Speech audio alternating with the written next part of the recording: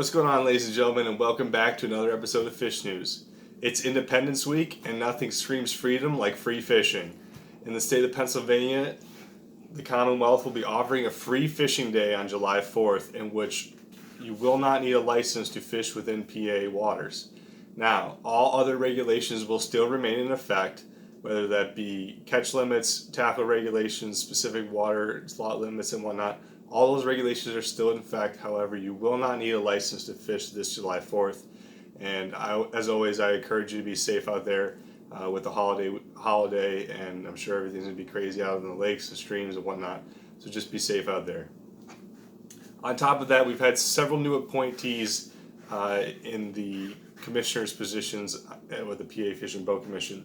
5 commissioners have been appointed to the staff. Those include Charlesworth, William Gibney, Eric Hosser, Richard Kaufman, and David Pester. Congratulations to them for being elected. They'll serve 4-year terms on the commission, in which they help influence, everything happening in the fishing and boating community. On top of that, the Fish and Boat Commission is offering 2 different catfish mentoring opportunities. The first will partake on July 20th and 21st. That'll be in the Pittsburgh area at Boathouse Pond portion of North Parker Lake. And then the second will be August 3rd and 4th at Children's Pond in Nakamixon State Park, and that's in the Philly area. Both of these events are 2-day events. They start at noon on Saturday and run to 11 p.m. that night. And then they commence again at dawn the following day and at 11 p.m. on Sunday. Each day there will be mentored seminars from 2 p.m. to 5 p.m. And those include teaching of catfish angling skills, basic biology of the fish, and then cooking and cleaning these fish. This is a great opportunity for the youth to get involved in the outdoors. It is set aside for youth specifically, that being people of ages 15 and younger.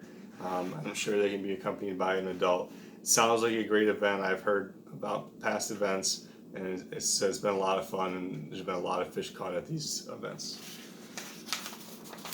So up to our neighbors of the north, in New York, DEC is partnering with other Great Lakes state to launch a region-wide aquatic invasive species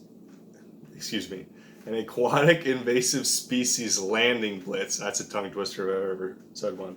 And what this is a campaign to raise awareness about aquatic invasive species, both the spread of those and how we can work to prevent those. And so this event is running from June 28th, which has already started, to July 7th, which makes sense, coincides with the holiday.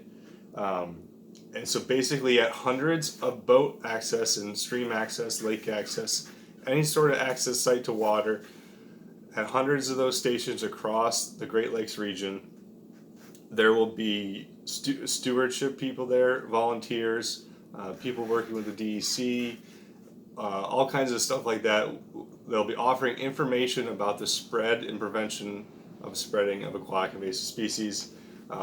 New York is trying to be the front runner in leading prevention of invasive species, and partnering with these other states has become a valuable necessity, is what basically the exec said.